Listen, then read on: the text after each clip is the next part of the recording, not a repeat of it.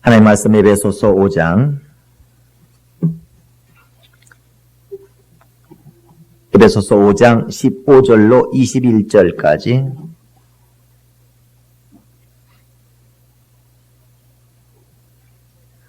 그런즉 너희가 어떻게 행할 것을 자세히 주의하여 지혜 없는 자같이 말고 오직 지혜 있는 자같이 하여 세월을 아끼라. 때가 악하니라. 그러므로 어리석은 자가 되지 말고 오직 주의 뜻이 무엇인가 이해하라. 술 취하지 말라. 이는 방탕한 것이니 오직 성령의 충만을 받으라. 시와 찬미와 신령한 노래들로 서로 화답하며 너희의 마음으로 주께 노래하며 찬송하며 범사에 우리 주 예수 그리스도의 이름으로 항상 아버지 하나님께 감사하며 그리스도를 경외함으로 피차 복종하라. 아멘. 주의 뜻을 이해하라. 설교 제목부터 설교 요약을 한 목소리로 한번 읽읍시다. 우리 다 같이 시작. 주의 뜻을 이해하라. 하나님은 생명의 주인이시다. 그가 모든 만물을 창조하시되 그의 뜻을 위하여 지으셨으니 그러므로 모든 만물은 그의 뜻 안에서만이 생명을 얻는다 하신다. 율법 아래에 있는 자들이 하나님의 말씀에 순종하여도 구원을 얻지 못함은 하나님의 뜻을 알지 못하며 오직 예수만이 다 이루었다 하시고 그를 보내신 이의 뜻을 이름으로 생명의 양식을 삼으셨으니 성령으로만이 하나님의 기쁜 뜻을 알고 행함이라. 그러므로 세상에 취하지 말라. 이는 방탕한 것이니 오직 성령의 충만함을 받아야 한다. 하나님을 향한 소망이 있어도 하나님의 뜻을 모르면 종교인이 되어 하나님을 원망하고 하나님을 향한 순종이 있어도 하나님의 뜻을 모르면 자기의 의에 취하여 불법을 행하나니 오직 성령의 충만함을 받아야 하나님의 인도하심을 받나니 주의 뜻대로 생명길을 가게 된다. 예수 제자는 주의 행하심과 심정을 아는 자이니 진리로 자유함을 받은 자이다. 아멘. 하나님은 생명의 주인이시다. 세 번 합시다. 하나님은 생명의 주인이시다. 하나님은 생명의 주인이시다. 하나님은 생명의 주인이시다. 아멘. 하나님은 생명의 주인이십니다. 그는 오늘날 우리가 절실히 필요로 하는 그 생명을 가지신 분이십니다. 오늘날 사람들이 하나님이 생명의 주인이라고 하는 것을 인정하지 못하는, 시인하지 못하는 어리석음으로 인하여 그저 자기의 열심만으로 생명을 얻고자 하고 자신이 생명을 얻고자 하면은 설마 내가 죽으랴, 설마 내 인생이 불행하게 되랴, 설마 내 인생이 망하랴 하여서 하나님을 두려워하지 아니하고 하나님을 무시합니다. 세상이 얼마나 악화해졌는지 이미 제자들에게 있어서 스승이라고 하는 존재 가치가 무시되는 세상이요. 자식에게 있어서 부모라고 하는 것은 아무 의미가 없는 그런 존재로 이미 전락해버린 지가 오래됐습니다. 자식이 부모를 멸시하고 무시해버리는 것이 대다수요. 제자가 스승을 무시하고 아쉬울 것이 없이 살아가는 것이 오늘날 세상이 되어버렸습니다. 이것은 모두가 마귀가 이와 같이 만들어 놓은 것입니다. 오늘날 사람들은 점점 가면 갈수록 기독교 신앙을 가져도 자기 위주의 신앙을 갖지 하나님의 뜻대로 신앙생활을 하려고 하지 않고 자기 편할 대로 예배 분위기를 해도 뭔가 하나님이 받으시기를 기뻐하시는 그런 영적 분위기로 예배하는 것보다 사람들이 뭔가 편안하고 그같이 사람의 입맛에 맞춰주는 예배를 드리는 것을 원하고 또 신앙생활도 하나님을 위하여 하나님의 일을 이루어가는 그런 교회의 사역을 하는 것이 아니라 사람의 입맛과 사람의 유익을 끼쳐주는 마치 홍익인간, 어떻게든지 많은 사람에게 도움을 주는 사람 위주의 인본주의 교회의 사역을 하려고 하지 하나님의 뜻을 이루려고 하지 않습니다. 그래, 이처럼 설마 하나님을 내가 하찮게 여긴다 한들 내가 죽으랴, 부모를 무시한들 내가 내 인생을 실패하랴, 선생을 무시한들 내가 배울 것을 못 배우랴, 이같이 선생이란 존재가 얼마나 내게 있어서 내가 아쉬울 수밖에 없는, 내가 살 지식을 주는 그런 존재이며, 부모라고 하는 존재가 결코 그를 아무리 못마땅해도 그 부모를 무시할 수가 없는, 부모를 무시하고는 내가 보호를 받을 수가 없고, 부모를 무시하고는 내가 양육을 받을 수가 없으며, 부모를 무시하고는 내가 보호를 받을 수 없는, 나를 지켜줄 자가 부모요, 나를 양육해 줄 자가 부모요, 내 연약한 모든 것을, 내가 힘이 없고 능력이 없어서 하지 못하는 것을 부모의 힘과 능력으로 나를 지어내주고 나를 채워주는, 내가 아쉬울 수밖에 없는, 부모가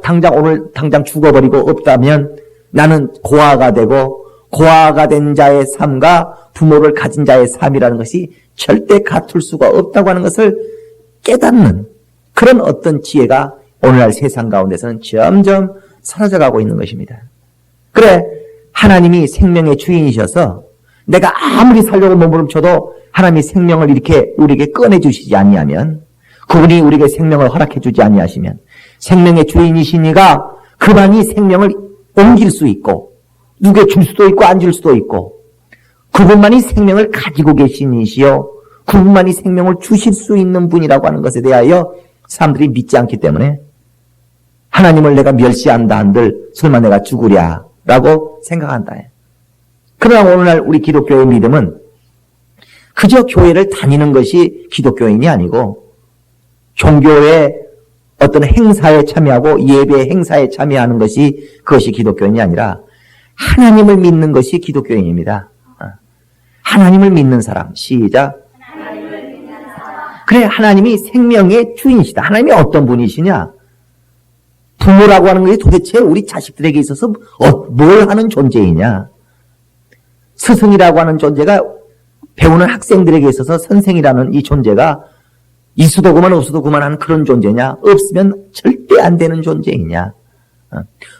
바로 오늘날 사람들이 돈이라고 하는 것이 없으면 자기 자신이 얼마나 비참한가를 압니다. 당장에 돈이 없으면 먹을 것을 사 먹을 수가 없고 반찬거리 하나를 만들 수 없다는 것을 알기 때문에 돈에 대해서는 굉장히 예민합니다. 그래서 돈을 얻으려고 하고, 돈을 주면 그렇게 좋아하고, 돈이 없으면은 뭔가 기가 꺾이고 그럽니다. 그러나 그 부모라고 하는 존재가 나에게 있어서 어떤 존재 가치인지를 모른다. 선생이라는 존재가 나에게 어떤 존재인지는 모릅니다. 오늘날 세상 사람들은 하나님이라는 존재가 자기에게 어떤 존재인지를 도무지 이해하지 못합니다. 그래, 하나님을 무시한다. 그래서 하나님 앞에 예배하는 것도 귀찮고, 부모가 이래라 저래라 하는 것도 귀찮고, 선생이 지각하지 말아라 숙제해야 하는 것도 귀찮고, 다 귀찮고 짜증만 납니다. 그래, 그런 것들이 자기 인생에 유익함을 주는 존재들이라고 생각되어지는 것이 아니라, 그들이 없으면 내가 죽는다고 여겨지는 것이 아니라, 저들이 없어야지 내가 편하다고 생각하지, 부모가 없으면 내가 죽는다. 내가 만일에 고아라면, 부모라는 존재가 만일에 내게 오늘날 하루아침에 없어져 버린다면 난 죽는다. 제대로 살 수가 없다.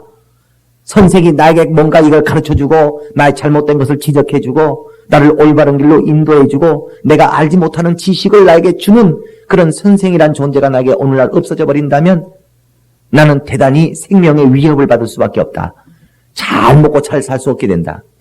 아무리 아이서스 빨아줘야 되고 새벽마다 일어나서 밥을 차려줘야 되는 남편이 어떨 땐 귀찮을 수도 있지만, 그러나 매달 죽으라고 돈 벌어주는 저 남편이 오늘부터 당장 나에게 사라져 버렸다면, 당장 내가 돈을 벌러 나가야 된다는 그 문제에 대해서 심각하게 여길 줄을 모릅니다. 그래, 귀한 줄을 모른다.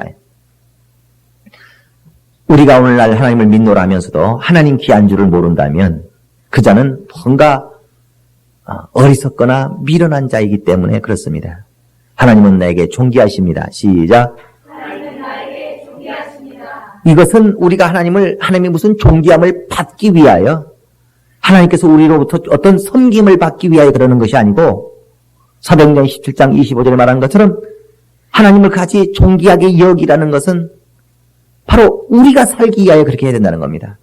부모란 존재를 우리가 귀하게 여겨야 된다고 하는 것은 바로 자식된 자가 아쉽기 때문에 그렇다는 것입니다. 살기 위하여.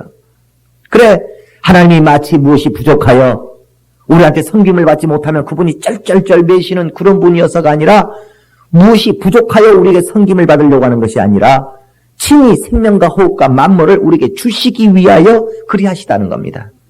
그러므로 오늘날 우리가 하나님 앞에 나와 예배하고 헌금하고 찬송하고 기도하고 그분의 일을 이루려고 하는 수고를 우리가 기꺼이 하나님 앞에 드리고자 하는 것은 그분을 위해서가 아니라 곧 내가 살기 위하여.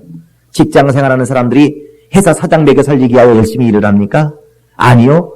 자기가 봉급받아 먹기 위해서는 열심히 하는 수밖에 없고 열심히 안 하면 그 회사에서 쫓겨나니까. 쫓겨나지 않고 그 회사에서 자기가 일거리를 맡아야지 되고 그래서 열심히 일을 해서 일을 해야지 봉급을 받으니까 그러게 위하여 열심히 회사 생활을 열심히 하는 것이지 자기가 무슨 자선사업가가 되어서 그 회사 사장을 위하여 그 인생 사는 자가 아니다. 우리가 하나님 앞에 이같이 힘을 다하여 나아가고 그 말씀 앞에 순종하고 이같이 하나님을 믿는 자가 된 것은 하나님을 위하여 우리가 하나님 믿는 사람 되주는 게 아니고요. 내가 살기 위하여. 시작. 내가 살기 위하여. 그가 생명의 주인이시기 때문에 내가 살고 싶어서 아무리 살고 싶고 행복하고 싶고 굉장한 소망이 있다 할지라도 하나님이 생명의 주인이시기에 그가 생명을 우리에게 꺼내주지 아니하면 그가 우리에게 생명을 허락하지 아니하여 버리면 생명을 얻을 수가 없도록 되어 있다고 하는 것을 우리가 깨달은 것입니다. 그래서 우리는 하나님을 존귀히 여기고 그분을 생명의 주인이시다. 그분만이 생명을 가지고 계신 이시다. 아무도 생명을 가지고 있는 자가 없어요. 생명이 아무리 우리가 필요해도 누가 생명 좀 없나? 누가 나한테 생명 좀 주지.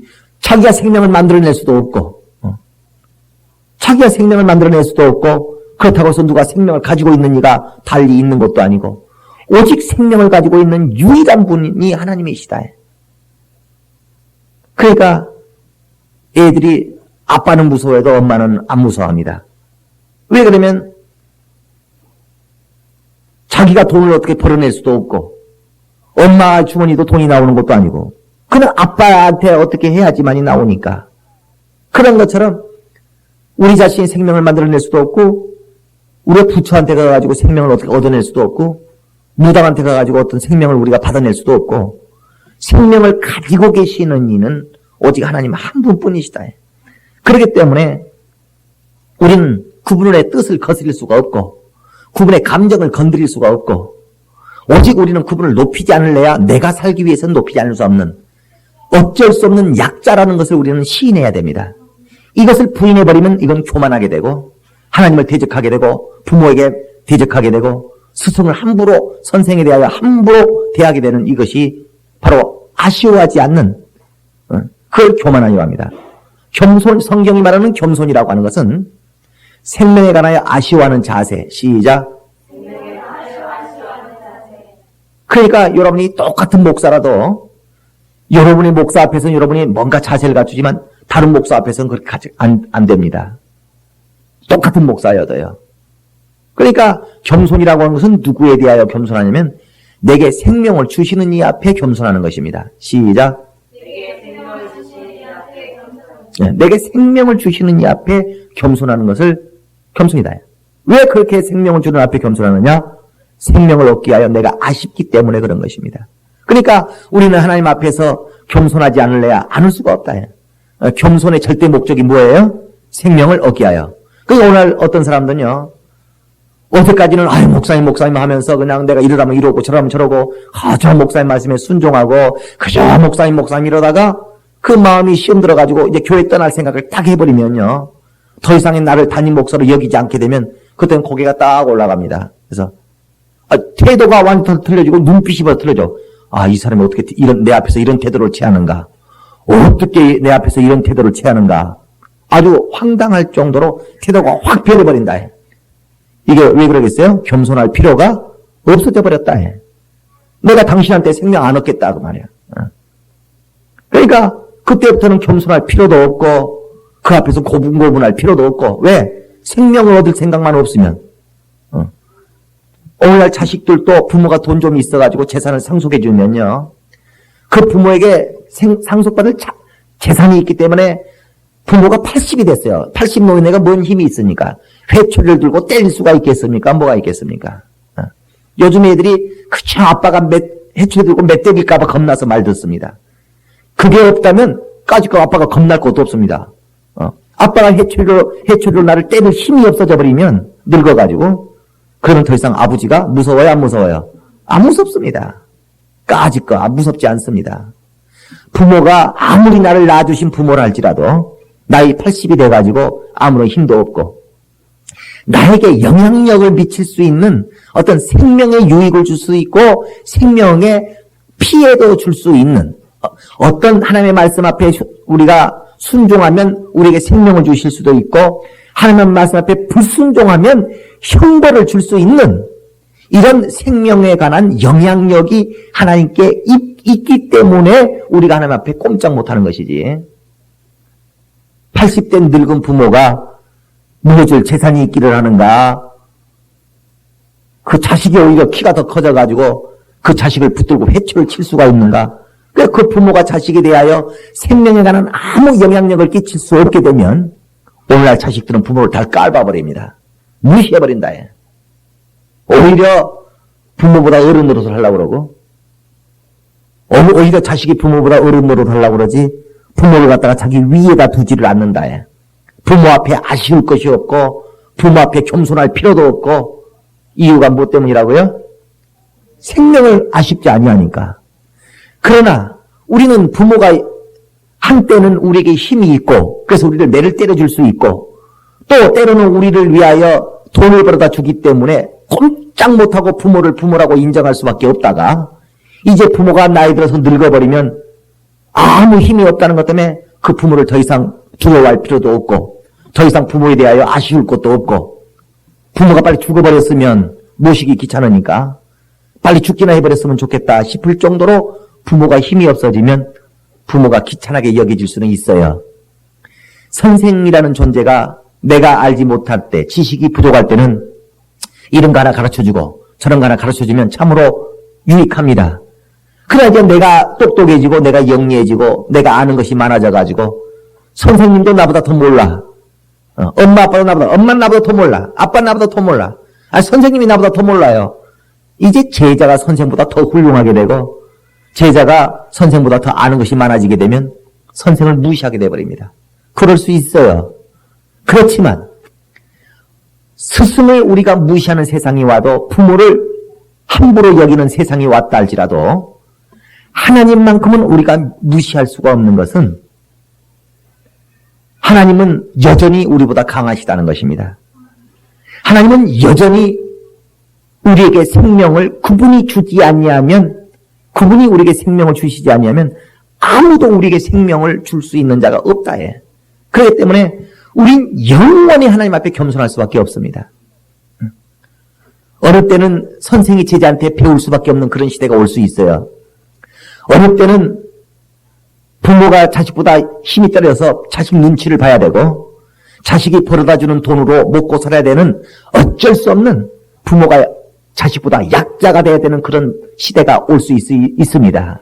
그러나 그러할지라도 하나님이 우리보다 낮아지는 날은 결코 오지 않을 것입니다. 하나님의 생명에 관한 영향력이 우리에게 끊어질 수 있는 날은 오지 않을 것입니다. 그렇기 때문에 우리는 영원히 하나님 앞에 겸손해야 됩니다. 왜? 하나님은 생명의 주인이시기 때문에. 그래서 제자가 더 이상 스승의 말에 순종하지 않는 날이 온다 할지라도 자식들이 부모의 말에 더 이상 순종하지 않는 그럴 필요가 없는 부모에게 순종하고 싶지 아니한 그런 날이 온다 할지라도 하나님의 뜻, 하나님의 말씀에 불순종할 수 있는 날을 기대하는 것은 대단히 어리석습니다. 우리는 우리의 인생이 끝나는 날까지 아니 영원토록 살아가는 모든 날들 속에 우리는 하나님 앞에 불순종하고 하나님의 뜻을 무시할 수 있는 날은 영원히 오지 않습니다. 그러나 오늘 사람들은 이와 같이 하나님의 생명의 영향력 아래 우리가 있다는 것을 하나님의 생명의 영향력 아래에 우리가 있다고 하는 이 현실을 부인하려고 합니다. 그래서 그들에 대하여 어리석다. 어째 이렇게 사람이 미련한가? 라고 하는 것입니다. 나는 하나님 앞에 가난한 자. 시작. 나는 하나님 앞에 아쉬운 자. 시작. 그래 예수께서 너희가 정말 복된 자가 되고 싶으면 너희가 어떠한 자가 되라? 가난한 자가 되라 그랬어요. 가난이라고 하는 것은 뭐가 가난일까요? 가지고 있지 못한 자가 가난한 자입니다. 부유한 자가 뭔가요? 자기 쓸 것보다 더 많은 것을 가지고 있는 자가 부유한 자입니다. 그래 성경이 너희가 부유하라라고 하는 것은 너희 쓸 것보다 더 많은 것을 가지고 있으라. 그걸 부유하다고 하는 것입니다. 그래 부유한 자에게는 항상 가난한 자가 따릅니다. 왜? 그는 자기 것만 아니라 남에게 줄 것까지도 가지고 있기 때문에 자기 쓸 것을 갖고 있지 못한 가난한 자는 그 부유한 자에 의하여 공평하게 될 수밖에 없도록 하나님이 세상을 그렇게 만들어 놓으셨다. 그래 부유한 자의 것이 자기 것을 쓰고도 남아 돌아가는 자는 자기 것도 쓸 것이 없는 가난한 자에게 베풀 수밖에 없도록 그래야 하나님이 이자도 살고 저자도 살고 모든 자가 함께 살 수 있도록 그와 같이 모든 조화를 만들어놨다 그 말입니다. 그래 우리는 일평생 사람 앞에서는 우리가 부유할 수 있고 사람 앞에서는 우리가 가난한 자로 자기를 여기지 아니할 수 있지만 부모한테 아쉬울 것이 없어요. 선생 앞에 아쉬울 것이 없어. 그럴 수 있지만 하나님 앞에서만큼은 우리는 영원히 가난한 자로 자기 자신을 여겨야 됩니다. 왜냐하면 하나님은 우리에게 생명을 주시는 유일한 주인이시기 때문에 그렇습니다. 이와 같이 하나님 앞에 생명을 얻기 위하여 그가 자기를 아쉬운 자로 여기고 자기를 겸손한 자로 여기고 자기를 가난한 자로 여길 때 하나님이 그가 가난하다는 것 때문에 그냥 주지 않는다는 것, 생명을 그냥 주시지 아니한다는 것. 그래 사람들은 내가 가난하니까 내게 생명을 주소서. 이건 누구 마음이에요? 그건 자기 마음입니다. 누구 뜻이에요? 그건 자기 뜻이에요. 자기의 원하는 것이다. 그래 생명을 필요로 한 자가 원하기로는 그냥 하나님이 그냥 주셨으면 좋겠다. 생명 좀 많이 주셨으면 좋겠다. 그건 누구의 원하는 거예요? 자기의 원하는 거예요. 그러나 하나님은 우리의 원대로 역사하지 아니하시고 우리의 뜻대로 생명을 역사해 주지 아니하고 우리 입맛을 따라 생명을 역사해 주시는 것이 아니라 하나님의 뜻대로 생명을 역사하신다는 겁니다. 하나님은 우리 뜻대로 생명을 주지 아니하신다. 시작. 그래서 성경의 이사야서 말하기를 너희의 뜻과 내 뜻은 다르다. 그러니까 오늘날이요 성도들과 목사 사이에도 갈등이 일어나는 것은 성도들은 우리 목사님이 이렇게 좀 목회 좀 해줬으면 우리 교회를 이렇게 좀 목회 좀 해줬으면 생각합니다. 근데 성도들이 생각하는 이렇게 좀이라고 하는 것이 다 자기 입맛대로거든요. 그래서 뭔가 좀 육신에 편안하게 주일날 예배도 좀 한 2시쯤 일찌감치 들어가지고 일찍 좀 집에 들어가서 텔레비전 보고 놀 수 있도록 또 설교도 좀 1시간씩 길게 하지 말고 설교도 한 10분 정도만 짧게 해주면 왜? 설교 예배하는 시간이 피곤하고 힘들으니까. 그러니까 설교 좀 짧게 해주지 설교 좀 길게 한다고 이렇게 싫어한다 해. 그러니까 성도들은 다 자기 원하는 자기 입맛을 요구합니다.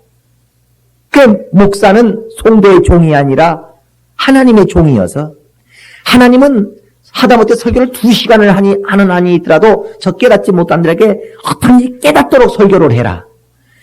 설교는 그냥 설교한다는 게 의미가 있는 것이 아니라 설교를 해서 깨닫게 하는 것이 의미가 있는 것이니까 못 깨닫거들랑 네가 내 말을 5번이라도 반복해서 설교를 하고 2시간을 붙들어 놓고서 설득을 시키는 한이 있어도 저들이 내 뜻을 이해할 때까지 너는 설교를 해라. 이게 하나님의 뜻이고 그게 하나님이 원하시는 것과 성도들이 원하는 것이 예배 한 번을 드려도 신앙생활 한 번을 해도 이게 다르다 해. 그저 자식들은 부모가 용돈이나 많이 주고 이래라 저래라 하지 말고 돈이나 그냥 많이 주고 내 하고 싶은 거 이거 해내라 그러면 이거 해내주고 저거 해내라 하면 저거 해내주고 이건 누구 뜻이에요? 자식의 뜻입니다. 그러나 부모는 자식의 뜻대로 다 해줄 수가 없다 그 말이야. 그러면 자식 다 망쳐버리니까. 그래서 부모의 생각에는 내 자식이 좀 귀찮을지라도 예의 발랐으면 좋겠고 조금 피곤하지만 믿음 있는 자손이 되어졌으면 좋겠고 뭔가 좀 그가 자존심 상할지 모르지만 부모를 높여주고 부모에게 존댓말 꼬박꼬박 해주기를 좋겠고 이웃 사람 앞에 부모 얼굴에 먹칠하지 않는 자식이 되어졌으면 좋겠고 좀 공부하기는 힘들지만 내일을 위하여 공부를 좀 했으면 좋겠고 부모의 심정은 멀리 본다 해. 뭔가 자식의 머릿속에서는 갖지 못한 지혜와 지식이라고 하는 것이 부모에게는 있어서 자식도 자기가 생명을 얻고 싶고 부모도 그 자식에게 생명을 주고 싶지만 자식의 방법과 부모의 방법이 다르다 해요. 부부 사이에도 그렇습니다. 똑같이 그 어머니가 자기 자식 교육 잘 시키고 싶고 아버지가 그 자식을 교육을 잘 시키고 싶어요. 그런데 엄마는 이런 식으로 자식을 교육시키고 싶고 아빠는 저런 식으로 교육시키고 싶고 각각 자기 계획과 뜻이 같아야 틀려요. 다르다 해. 그러니까 엄마는 좀 애를 갖다가 좀 따끔하게 매를 때려가면서 가르치자고 그러고 아빠는 그러지 말고 말로 설득해가고 가르치자고 그러고 그래서 똑같이 둘 다 자식을 잘못되지 않은 길로 그들을 이끌고 가고 자식들이 잘못되지 아니하도록 잘 교육을 시키자는 것이지만 목적은 같지만 뭐가 달라요? 방법이 달라요. 뜻이 다르다 해. 그러니까 오늘날 우리도 하나님 앞에 생명을 받고 싶고 하나님도 우리에게 생명을 주고 싶지만 오늘날 우리도 하나님 앞에 생명을 받고 싶고 하나님도 우리에게 생명을 주고 싶지만 둘 다 하나님과 우리가 둘 다 생명을 다 주고 받고 싶으면서도 이것이 이루어지지 않고 있다는 것입니다. 오늘날 기독교인들이. 그러니까 자식들도 부모에게 사랑받고 싶고 부모도 자식을 사랑하고 싶지만 자식이 부모에게 사랑받고 싶은 방법과 부모가 자식을 사랑하고 있는 방법, 이 방법 차이에서 갈등이 일어난다 그 말이에요. 그러나 하나님은 너희가 높으냐 내가 높으냐 시작 이렇게 말씀하시는 겁니다. 남편의 자식을 양육하고자 하는 방법이 있고 아내의 자녀를 양육하는 방법이 있을 때 누구 방법이 그 방법이 도찐 개찐입니다. 인간의 방법이라는 것, 하나님과 우리의 방법은 하늘과 땅 차이가 나지만 좀 쓰레기통을 방문 입구에다 놨으면 어떻고 쓰레기통을 방 구석지다 놓으면 좀 어떻습니까? 그거 가지고 싸우거든요. 둘 다 지저분한 것이 좀 쓰레기를 좀 편하게 좀 버리자는 목적이에요. 남편도 쓰레기를 좀 편하게 버리자. 아내도 쓰레기를 집안에 있는 쓰레기를 좀 편하게 버리자.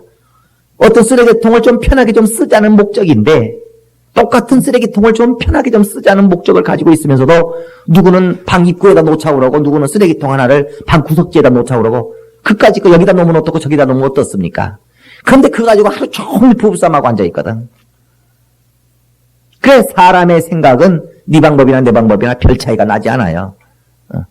그렇다 할지라도 남편이 자녀를 교육시키고 싶은 방법과 엄마가 교육시키고자 하는 방법이 다를 때는 좀 그래도 남편 생각을 따라주면 문제가 해결됩니다. 더 높은 자의 뜻을 시작. 그 자식의 생각은 이렇고 부모의 생각은 이래요. 생각이 각각 다르다고 말이에요. 이때 누가 양보해야 되겠는가? 부모가 오늘날 부모가 자식의 뜻에 다 무릎 꿇어버립니다. 야 우리 오늘 같은 날은 삼계탕을 먹자. 복날이니까 삼계탕 먹자. 더운데 무슨 삼계탕이야. 복날은 먹는 법이란다. 싫어. 무슨 삼계탕이야. 그냥 우리는 시원하게 냉면 사 먹을 것 샀으면 좋겠어. 아니 냉면도 네가 날씨가 더웠기 때문에 냉면이 시원하게 여길 수도 있겠지만 옛날 어른들은 다 복날에는 오히려 이열치열했단다. 그런 게 어디 있어. 옛날엔 다 그랬단다. 그 옛날이지. 이게 도무지 이해가 안 되는 것입니다. 부모는 복날이니까 이렇게 하자 그러고 자식은 그게 싫다 그러고 이때 누가 양보하느냐? 오늘날 세상이 뒤집어져 가지고요. 시작. 오늘날 세상이 뒤집어져 가지고 부모가 집니다. 어떻게 부모가 져야지 전쟁이 끝나지. 기어이 부모가 이기고 자식이 지도록 만들려면 이 전쟁이 끝이 없습니다. 자식들은 져주지 않으니까. 부모는 자식에게 져줘요. 힘이 없어서 지는 것이 아니라 져주는 것입니다. 자식이 힘들어하는 것이 보기에 마음이 안타까워서 부모와 자식 간의 갈등 때문에 자식이 힘들어하는 것이 마음이 아파서 부모는 져줘버린다 그 말이에요. 고집을 꺾어요. 그런데 요즘 자식들은 부모가 죽든지 말든지 관심이 없기 때문에 절대 부모에게 져주지 않습니다. 그러니까 천상 전쟁이 끝나려면 부모가 지는 수밖에 없어요. 그러니까 오늘날은 다 부모가 양보하죠. 부모의 고집을 꺾어버리죠. 그것을 갖다 당연하게 여기고 그렇지 않은 부모는 부모로 여겨주지도 않습니다. 그러나 우린 절대로 하나님의 고집을 꺾으려고 해서는 안 됩니다. 그분의 방법을 무시해버리고 기어이 내 방법을 고집해버리면 그 사람은 죽습니다. 왜냐하면 하나님은 지극히 높으신 분이기 때문에 그렇습니다. 오늘날 사람들이 지극히 존귀하시고 높으신 생명의 주인 되신 그분을 너무나 꽈보다 보니까 그분의 뜻을 알려고 하지도 않고 그분의 방법을 무시해버리고 그저 자기 뜻대로 생명을 얻으려고 합니다. 그러나 오늘날 교회 다니는 사람이 하나님의 역사를 보려고 하는 소망 자체도 없는 자들이 있어요. 신앙이 없는 자가 있다 그 말입니다. 나는요 교회 다니긴 다녀도요 그때 하나님의 역사 뭐 해주면 좋지만 나는 그냥 내 사람들이 열심히 살때요. 이 사람은 바로 진화론자입니다. 생명이 하나님이 주시지 않으면 불가능하다는 것을 믿지 않는 겁니다. 자기가 어떻게 해보면 살아갈 줄로 부모일 수도 그까짓 거 내가 인생 성공할 수 있고 그까짓 거 내가 내 인생 속에 훌륭한 선생 하나 두지 못했어도 훌륭한 스승 하나를 내가 내 평생에 두지 못한다 할지라도 내 인생이 어디 망치랴 하는 아니란. 그래서 교회를 나오면서도 막 기도도 열심히 하고 그저 하나님의 역사 좀 해주셨으면 하지만 그가 하나님의 뜻을 무시해버리고 하나님의 뜻을 알지 못하고 그저 자기 방법대로 하나님의 생명을 얻으려고 하고 오늘 목적은 있지만 하나님의 역사를 밟고자 하는 간절한 신앙의 소망은 있지만 기어이 자기 방법을 고집하고 그가 해버리면 종교심은 있어도 하나님을 믿지 아니하면 하나님을 크게 여기지 아니하면 종교성이라는 걸 설명했죠. 자기보다 뭔가 하나님이 힘 있다는 걸 인정해요. 자기보다 뭔가 하나님이 생명을 줄 수 있다는 걸 인정해. 그래서 하나님이 나보다 더 세다는 걸 인정합니다. 하나님이 나보다 더 강하신 자라는 걸 인정합니다. 그러니까 그에게서 무언가를 얻으려고는 해요. 오늘날 자식들이 부모가 힘 있다는 건 인정해요. 내가 벌지 못하는 돈을 부모들은 죽으라고 고생해가지고 돈을 벌어온다는 것을 인정합니다. 그러니까 부모한테 돈을 탔으려고 하지만 기어이 자기 방법대로 고집하고 야, 돈 좀 아껴 써라 하지 말고 그냥 줘. 그러니까 너 이렇게 하면은 돈 안 준다. 그러지 말고 그냥 줘. 그저 돈만 내놓으라는 식으로 한다면 그저 하나님 앞에 생명을 역사에 내라는 식으로만 한다면 그 사람은 생명을 못 받아냅니다. 아무리 생명의 소망을 하나님 앞에 둔다 할지라도 시작. 아무리 하나님의 역사를 보고 싶고 하나님의 역사를 보고 싶다 할지라도 하나님의 뜻을 알려고 하지 아니하고 하나님이 우리에게 생명을 주시는 방법이 있겠어요 없겠어요? 우리는 그냥 이런 식으로 그냥 하나님 앞에 생명 받아내려고 합니다. 그냥 이런 식으로 그냥 생명 왜 주지 안 주느냐고 싶습니다. 그러나 이런 식으로 하나님은 생명을 주지 않냐고 하나님 그분의 방식대로 우리에게 생명을 주신다. 그러나 그분이 생명을 주시는 방식이 있는데 부모가 자식에게 용돈을 주는 방법이 있고 용돈을 주는 이유가 있는데 부모가 용돈을 주는 그 이유도 다 무시해버리고 부모가 용돈을 주고 싶은 때도 무시해버리고 부모가 용돈을 주는 방법도 무시해버리고 그냥 용돈이나 내놓으라는 식으로 해대면 용돈 못 주는 것입니다. 그런 것처럼 우리가 하나님이 우리에게 생명을 주시는 이유도 모르고 하나님이 우리에게 생명을 주시는 방법도 무시해버리고서 그저 내가 지금 죽게 생겼으니까 나 살려내라. 그저 하나님이 능력 있다고 하지 않았느냐? 하나님이 살아계시다면 내 병 고쳐내야 될 거 아니냐? 내 병 못 고쳐내면 하나님 능력 없는 거 아니냐? 이와 같이 하나님을 비아냥거려가면서까지 하나님이 내 병도 못 고치면 무슨 하나님이냐 하는 식으로 마치 내가 병 들었으니까 고쳐내라는 식으로 마구제비로 생명을 구해낸다면 하나님은 그에게 생명을 역사해주지 않는다는 것입니다. 우린 하나님의 뜻을 무시하고 생명의 소망을 갖는다고 하는 것이 얼마나 어리석은가. 또한 율법 아래에 있는 자들이 하나님의 말씀 앞에 순종합니다. 뭐 하기 위하여? 생명을 얻기 위하여 그들은 순종해 봅니다. 그러나 너희가 율법을 1.1획도 다 어기지 아니하고 1.1획도 어기지 아니하고 다 지킨다 할지라도 우리가 천국 갈 수 있어요 없어요? 우리의 구원이 행함에서 나오지 아니하고 믿음에서 나온다고 하는 것을 아셔야 됩니다. 그래서 율법의 순종을 다 하는 자라 할지라도 그는 하나님 앞에 생명의 역사를 보지 못하는 것은 왜 하나님이 그 말씀에 순종했음에도 불구하고 우리에게 생명을 주지 아니하시느냐? 하나님은 오늘날 우리에게 생명을 주는 것을 목적으로 하는 것이 아니라 감사를 목적으로 하는 겁니다. 하나님께 영광 받으시기를 목적으로 하는 겁니다. 하나님은 인간을 위하여 역사하지 아니하시고 시작. 자기 자신을 위하여 생명을 역사하신다. 시작.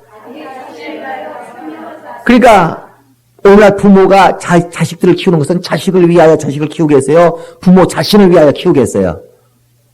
부모 자신을 위하여 키우는 것입니다. 부모를 위하여 어느 인간이 자기 자신을 위하여 자식을 낳지 자식 낳아가지고 쓸데없이 존노릇 하기 위하여 자식 낳는 그런 정신없는 사람이 어디 있습니까? 오늘날 자식들이요 그저 부모가 자식들 종노릇하게 하여 부모된 줄로 압니다. 아니, 부모의 목적은 그러지 않습니다. 그런 자식은 키울 필요가 없습니다.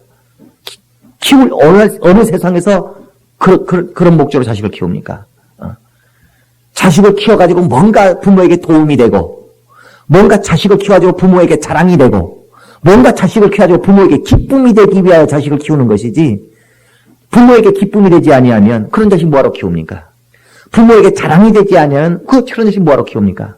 뭔가 부모에게 도움이 되고 부모에게 힘이 돼주는 자식을 잘 키우고 싶지. 농사 짓는 농부가 그 열매가 자기에게 유익함을 가을이 되면 그 열매가 내가 이렇게 수고해서 봄에 씨를 심었지만 내가 이렇게 고생을 해서 봄에 심은 이 씨앗이 가을이 되면 내게 유익으로 돌아오기를 바라서 농사를 짓지. 어느 바보 같은 농부가 죽으라고 고생하기 위한 목적으로 농사를 봄에 씨를 뿌리는 바보 농부가 어디 있겠습니까? 어느 부모가 자식을 키워가지고 뭔가 그 자식 덕을 좀 보려고 하고 그 자식을 통하여 위로를 받으려고 하고 그 자식을 통하여 기쁨을 가지려고 하고 그 자식을 통하여 뭔가 내가 노년에 유익을 얻으려고 자식을 잘 키우려고 하는 것이지, 자식 종노릇하고 자식 좋을 노릇만 다 하는 그런 어리석은 부모가 어디 있습니까? 나중에 늙은 다음에 내가 자식을 잘못 키웠어. 내가 자식을 잘못 키웠어. 차라리 이럴 줄 알았으면 내 인생을 위하여 살걸. 죽으라고 자식을 위해서 살았더니 아무 소용없었어. 아무 소용없었어. 늙음하게 후회할 짓을 누가 어느 바보가 합니까? 정신 잘 차려야 됩니다. 기독교인들은 절대 자기 자식들한테 재산 물려줄 생각하지 말고 차라리 하나님 앞에 투자하는 것이 훨씬 낫습니다. 그래, 이같이 하나님은 피조물을 그가 지혜가 없으셔서 피조물을 창조해 놓고 피조물에게 끌려다니시는 그런 하나님이 아니시다. 쩔쩔쩔. 하나님은 생명을 주시되 피조물을 위하여 생명을 주는 것이 아니라 하나님이 피조물에게 생명을 주면 피조물에게 유익이 되기 때문에 하나님이 우리를 위하여 생명을 역사하시는구나 하고 착각할지는 모르지만 하나님은 그런 이유 때문에 역사하지 아니하시고 우리에게 생명을 주고 싶어서 생명을 역사하는 것이 아니라 자신이 영광을 받으시기 위하여 생명을 역사하신다는 것을 아셔야 됩니다. 부모가 뭔가 부모된 자기 자신들을 위하여 자식을 키우는 것이지 미련하고 어리석게 자식의 종노릇하게 하여 자식의 뒤치다거리 하는 존재가 부모가 아닌 것처럼 하나님은 인간에게 꼼짝없이 끌려다니면서 인간이 병들면 고쳐내야 되고 인간이 위기에 몰리면 그를 갖다가 무슨 보디가드처럼 지켜내야 되고 하나님 우리를 지켜주소서, 우리를 보호하소서, 내 병 고쳐내소서, 물질 필요하니까 돈 내놓으소서, 인간이 원하는 대로 내놓으라면 내놓고 지키라면 지키는 그런 존재가 하나님이 아니시다 그 말이에요. 우린 이것이 얼마나 하나님 앞에 교만한가, 얼마나 하나님을 멸시하는 것이며 하나님이 이것에 대하여 얼마나 분노하시는가를 잘 이해하셔야 됩니다. 그래 하나님이 우리를 생명을 역사해야 될 어떤 의무가 있는 그런 분이 아니다. 이것은 철딱선이 없는, 정말 철이 아직 들지 못해서 부모의 심정을 모르고 부모와 자식 사이의 그 사귐이라는 것이 뭔지를 모르는 철딱선이 없는 자들, 하나님의 뜻을 모르는 자들. 시작. 오늘날 기독교가 이하치 어리다는 것입니다. 오늘날 기독교가 너무나 어리다 그 말이에요.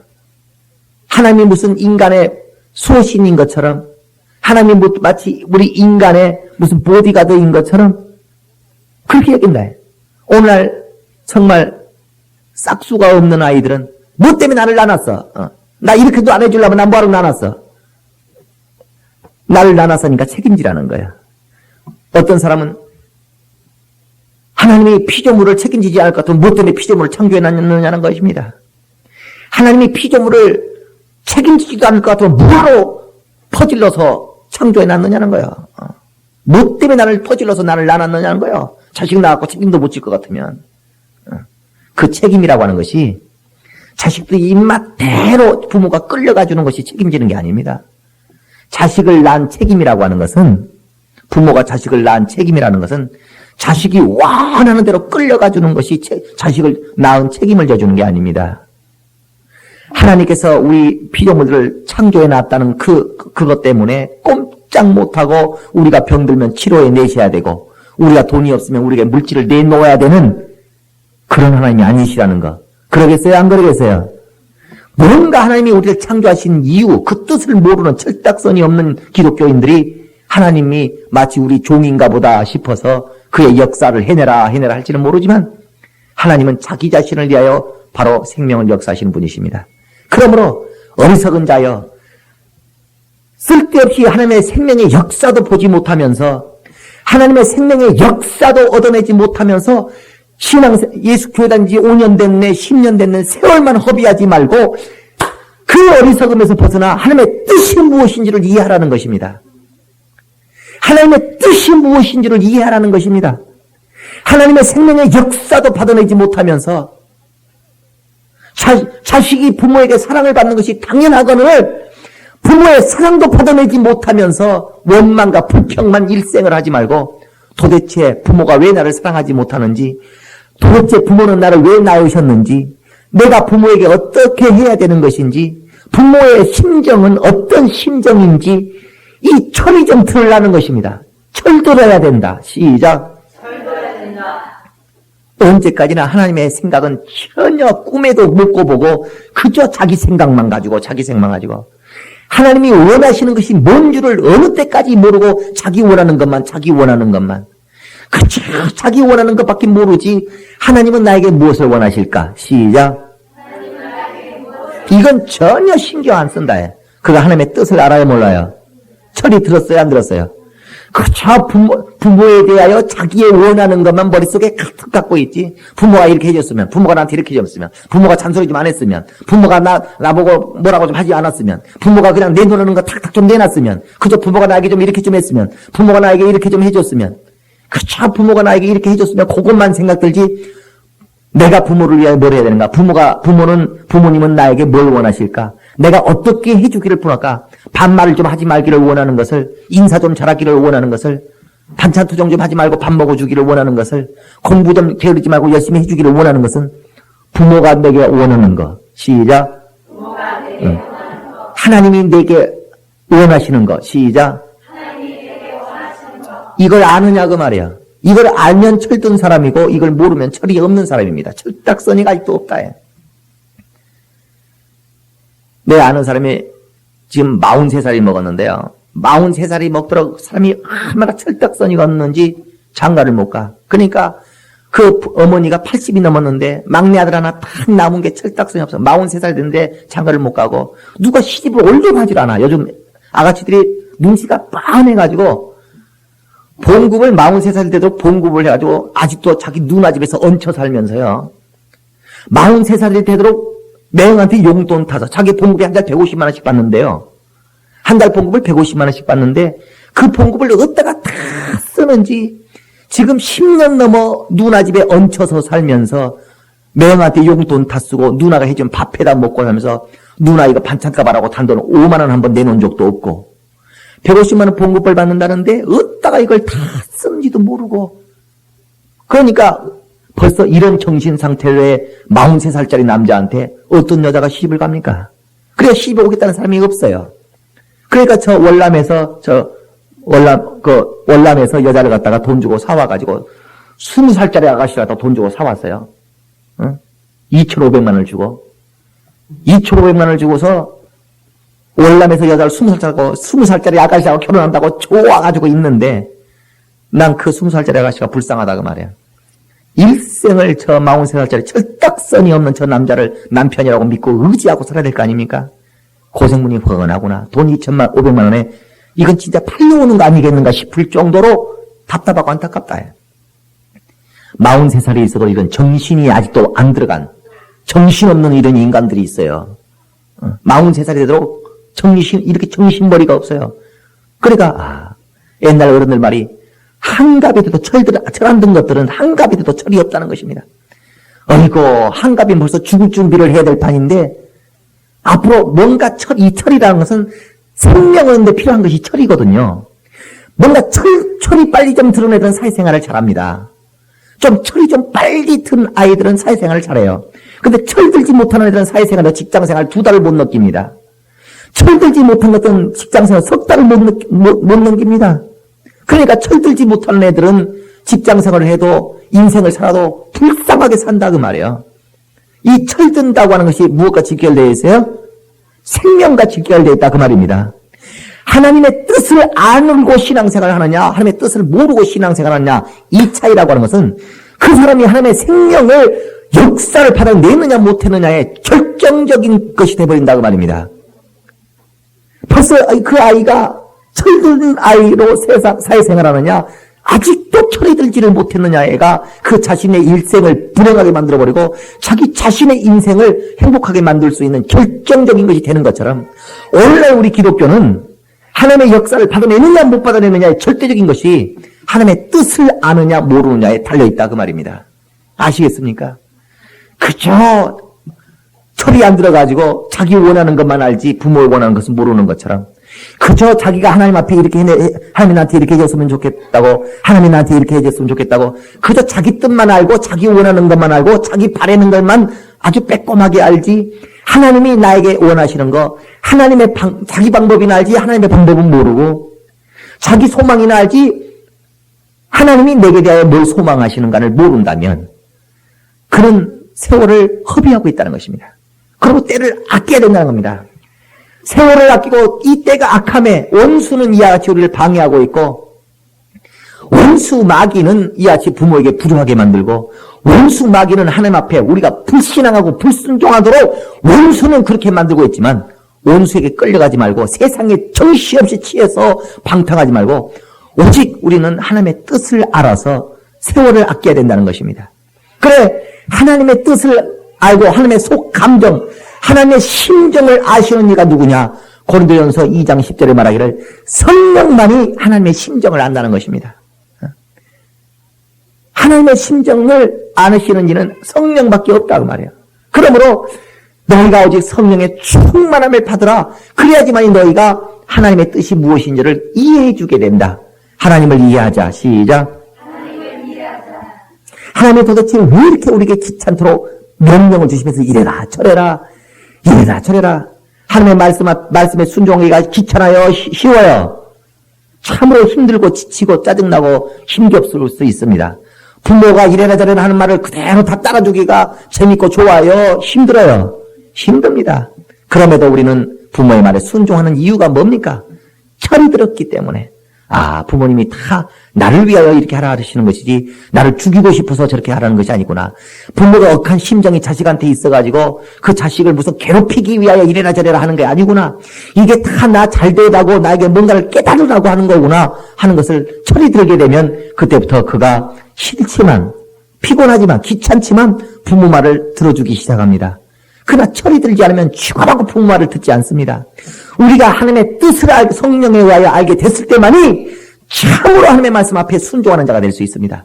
끄덕끄덕 율법으로 우리가 순종을 해봐야 도대체 이 순종이 내게 유익하다는 것을 깨닫지 못하면, 정말 이 순종이 하나님께서 나를 살리시기 위하여 명령하신 말씀에 대한 순종이라는 걸 깨닫지 못하면 참으로 그 순종이 짜증납니다. 이번에 여름 성경학교를 하면서 난 참 기쁨을 가진 것은 그 중에 다는 아니에요. 10명 중에 한 2명은 아닌 것 같아요. 근데 10명 중에 10명이 여름 성경학교를 하면서 열심히 교사를 하면서 저들은 저가 철들었구나. 시작. 저가 철들었구나 하는 것이 보이는 사람들이 있어요. 그러니까 그 사람이 여름 성경학교 하면서 봉사를 하는데 그 봉사하는 모습이 아름다울까요? 짜증스러워 보일까요? 아름답습니다. 근데 누구는 마지못해가지고 막 짜증스럽게 봉사하고, 누구는 자기가 크게 나왔다고 생색을 내고, 어떤 사람 마지못해 나온 모습도 보이고 짜증내는 모습도 보이고, 어떤 자는 그 땀 뻘뻘 흘리면서 여름 성경학교에 고생을 하면서 기뻐서 막 봉사를 한다요. 그 사람은 뭐겠어요? 하나님의 뜻을 하는 겁니다. 아, 이렇게 내가 하나님 앞에 쓰임받는 것이 다 내가 사는 길이구나. 직분이 생명줄이구나. 그러나 아쉬운 것이 없는 사람은, 하나님 앞에 어떤 역사를 보고 싶은 소망이 없어. 해주기로 하면 해주고 싫으면 간두시고, 이렇다 해. 부모한테도 용돈 안 주려면 말어. 까짓거 용돈 안 받으면 만다는 거지. 나가서 주유소 가고 아르바이트 하면 되니까. 까짓거 밥 안 먹여주려면 말어. 가출해버리면 되니까. 부모한테 아쉬울 것이 없으면 그는 전혀 하나님의 말씀 앞에 순종하고 싶지가 않은 것입니다. 왜? 아쉬울 것이 없으니까. 우리는 하나님의 뜻을 알면 정말 하나님의 모든 명령이 생명을 주기 위한 명령이구나. 그분의 심정을 하면 부모 심정을 이해해야 된다. 시작. 부모 심정을 이해해야 된다. 하나님의 뜻을 깨달아야 된다. 시작. 하나님의 뜻을 깨달아야 된다. 그래야지만이 생명을 얻을 수가 있습니다. 기독교는 하나님의 뜻을 이해하지 못하고는 내 뜻만 잘 알아. 내가 원하는 것이 뭔지를 자기 알아. 근데 하나님이 내게 원하는 것이 뭔지를 몰라. 난 이렇게 했으면 좋겠다. 난 이 방법대로, 이 방식대로 했으면 좋겠다. 자기가 하고 싶은 방식만 가지고 있지, 하나님이 이렇게 해라. 하나님이 하라고 하신 방법은 무시해버린다면, 그는 뭘 얻지 못해요? 생명을 못 얻고 호송세원하도록 되어 있다는 것. 오직 하나님의 방법과, 하나님의 진리라는 방법과, 우리에게 생명을 주시고자 하는 하나님의 심정을 유일하게 알고 계신 성령으로 충만해서, 자기 고집에 빠져들지 말고 세상에 치에서 빠져들지 말고 원수 마귀에게 사로잡혀서 있지 말고 오직 하나님 앞에 사로잡힌 자 성령으로 말미암아 하나님의 심정을 깨달은 철든 사람이 되시기를 하나님의 뜻을 깨닫고 이해하는 자가 되시기를 예수 이름으로 축원합니다. 우리 시간 기도할 때 나와 내 자식들이 철들게 하소서. 나와 내 자식들이 하나님의 자기 인간의 뜻, 인본주의만 가지고 있지 말고 신본주의를 좀 소유하게 하소서. 인간의 입장에서 원하는 것만 말하지 말고 생각하지 말고 하나님의 입장, 부모의 입장을 좀 우리가 생각하는 자로 철들게 하소서. 하나님의 뜻을 좀 깨닫게 하소서. 내게 성령으로 하나님의 뜻을 깨닫게 해주소서. 나와 내 자손들에게 성령으로 하나님의 깊은 심정을 깨닫게 하소서. 하나님의 방법이 내게 깨달아지게 해달라고, 하나님의 역사하시는 그 시기와 때와 방법이 내가 깨달게 하려고 다시 예수 이름으로 통성으로 기도하십시다. 예수여, 하나님 우리 아버지여, 우리에게 하나님의 뜻을 깨달아 알게 하여 주시옵소서. 성령으로 우리를 충만케 하시고 하나님의 깊은 심정을 깨닫고 알고 계신 유일하신 분이신 성령으로 우리가 하나님의 뜻을 깨닫게 하사, 하나님의 뜻을 깨닫지 못하고는 우리가 생명을 얻을 수 없사오니, 부모의 심정을 알지 못하고는 우리가 부모의 사랑을 받을 수 없는 것처럼, 우리가 부모의 뜻을 알지 못하고 부모의 심정을 알지 못하면 부모에게 사랑을 받을 수 없는 것처럼, 남편의 깊은 뜻을 알지 못하고 남편의 사랑을 받을 수 없는 것처럼, 부모의 뜻, 하나님의 뜻을 알지 못하면 우리가 생명을 얻을 수 없는 줄 알아. 우리가 생명을 얻기 위해서 하나님의 뜻을 아시는 유일하신 분이신 성령의 감동을 받고 성령의 충만함을 받아 우리가 하나님의 뜻을 아는 자로 우리 앞에 생명을 소망하며 나가게 하여 주시옵소서. 우리 하나님 아버지여, 우리를 도와주시옵소서. 우리의 심령을 도와주시옵소서. 하나님의 거룩한 성령으로 우리가 하나님의 뜻을 밝게 하고 깨닫고 이해하게 하여 주시옵소서. 하나님 우리 아버지, 하나님의 깊은 그 심정을 알고 계신 유일한 분이신 성령으로 말미암아 우리가 하나님의 뜻을 이해하는 자가 되게 하여 주시옵소서. 하나님의 뜻을 깨달아 아는 자가 되게 하여 주시옵소서. 하나님의 심정이 어떤 심정인 줄을 알게 하여 주시옵소서. 생명을 얻고자 하는 우리의 방법만은 고집하지 말고 우리에게 생명을 주시고자 하는 하나님의 방법을 따라 우리가 생명을 사모하게 하여 주시옵소서. 우리는 하나님이 생명의 유일한 주인이신 것을 시인하오니 오직 생명을 얻기 위해서라면 우리의 고집을 버리고 하나님의 뜻을 따르고 우리 방법을 버리고 하나님이 제시하시는 방법을 택하는 지혜의 믿음의 사람들 되게 하여 주시옵소서. 생명이 아쉬우면서도 생명의 역사가 시급하면서도 자기의 방법과 자기의 소망과 자기의 뜻만은 고집하고 있는 어리석은 자가 되지 말고 우리가 생명을 사모하는 간절함이 있는 만큼 우리는 하나님의 뜻을 찾게 하여 주시옵소서. 하나님이 역사하시고자 하는 그 방법을 찾으려고 몸부림치게 하여 주시옵소서. 이를 위하여 우리가 성령을 구하오니 성령으로 우리를 충만케 하사 성령으로 하나님의 방법과 하나님의 심정과 하나님의 원하심을 깨달아 이해하는 우리 모두 되게 하여 주시옵소서. 예수 이름 받들어 기도드리옵나이다. 아멘.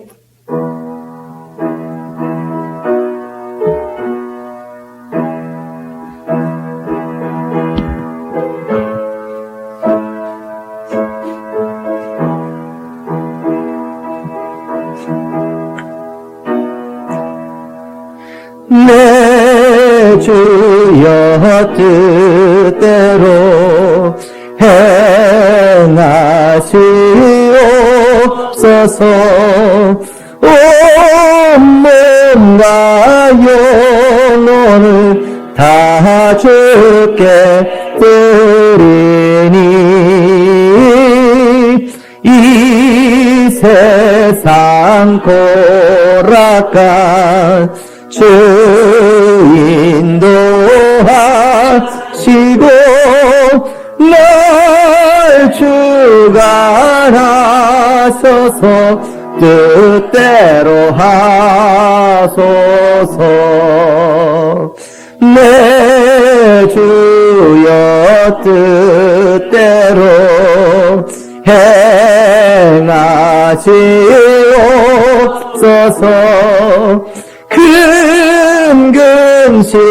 근심중에도 낙심케 마소서. 주님도 때로는 울기도 하셨네. 날 주가 나셔서 뜻대로 하소서. 내 주여 뜻대로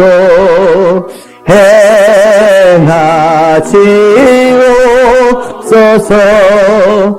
내 모든 일들을 다 주께 맡기고 저 천성 향하여 고요히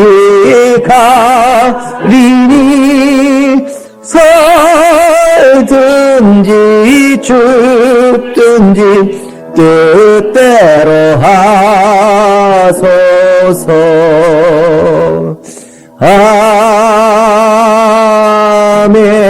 아멘. 할렐루야. 하나님이 나에게 이거 해라 저거 해라는 것은 하나도 안 할 테니까 내가 원하는 것만 다 해주소서 하는 사람 아멘 해보세요. 한 사람도 없네. 내가 하나님을 위해서는 내가 손톱 하나 움직이기 싫지만은 하나님 내가 원하는 대로 다 해주소서. 나는 하나님을 위하여 아무것도 하기 싫지만 하나님은 나를 위하여 다 해주소서. 나는 하나님의 교회의 직분은 나는 대충 감당하지만 하나님은 내 사업을 철저하게 도와주소서 하는 사람 손 한번 들어봐. 나는 하나님의 직분 대충 짜증내면서 기분 나쁘면 안 하고 기분 좋으면 하겠지만 하나님은 감정 상하든지 말든지 비가 오든지 햇빛 비치든지 무조건 내 사업 잘 되게 해주소서. 하나님은 나를 위하여 다 해주고 나보고는 하나님을 위하여 뭐 하라고 하라 마라 하지 마소서. 이런 이기적인 손을 들어봐. 하나님은 사귐을 원하는 것입니다. 네가 나한테 행한 대로 나도 너에게 행하고 네가 나를 대접한 대로 나를 너를 대접하고 그렇게 하시겠다는 겁니다. 그 방법이 잘못된 방법일까요? 지당하신 방법일까요? 우린 이것에 대하여 그건 부당하다, 그건 잘못됐다, 억울하다 이렇게 할 수 없다는 거. 우리가 심은 대로 그가 거두게 하신다는 데에 대하여 우리가 행한 대로 그가 갚아주신다고 하는 데 대하여 어떻게 창조주가 그럴 수 있느냐? 무정하게 어른답지 않게 이렇게 할 수 없다는 거. 우리는 그분의 심판을 우리가 멸시할 수 없습니다. 하나님의 심판을 내가 이렇게 행하면 이렇게 행해줘 버리고 저렇게 행한 것을 저렇게 행하시는 그분의 심판을 우리가 깔봐서는 안 됩니다. 그분은 능력을 가지신 분이시오. 그분의 능력을 그가 행사하는 데 있어서 심판하시는 데 있어서 우리가 원망할 수 없다고 하는 것을 아셔야 됩니다. 저것 보라고 우리가 좀 이랬더니 이렇게 한다고 우리가 좀 저렇게 했더니 이랬다고 봐라 하나님은 이렇게 역사해버린다. 우리가 좀 이랬다고 해서 인정도 없고 국률도 없다. 하나님은 심판의 국률과 인정을 두지 않습니다. 법대로 심판하신다. 하나님을 국률을 빙자해가지고 함부로 하나님을 멸시해서는 안 됩니다. 하나님의 사랑을 빙자해서 하나님의 심판을 갖다가 우리가 부당하게 여겨서는 안 됩니다. 우리가 국률 많으시니까 어떻게 우리가 행한 대로 갚는가. 우리가 설사 좀 이렇게 했다 할지라도 우리가 좀 하나 불순종했다 치더라도 어떻게 국률 많으시니까 이렇게 하는가. 그분의 심판을 마치 부당한 것처럼 우리가 뭔가 잘못 신앙생활을 해도 그가 죽어도 사랑하셔야 될 거 아니냐는 식으로 하나님의 심판을 우리가 매도해서는 어리석은 자여. 그는 너무나 자기 위주로만 생각한다. 모든 걸 자기 위주로만. 자기의 뜻을 버리고 하나님의 뜻을 받아들이시기를 예수 이름으로 축원합니다. 이제는 우리 구주 예수 그리스도의 은혜와 하나님 우리 아버지의 극진하신 사랑하심과 성령이 내주하시고 감동하시고 생명과 진리 가운데로 인도하시고 교통하심이 오직 성령을 통하여 하나님의 심정을 이해하고 하나님의 뜻을 깨닫는 자가 되어 생명을 얻는 자로 일생을 살기를 작정한 모든 자들을 위해 이제부터 영원토록 함께 있을지어다.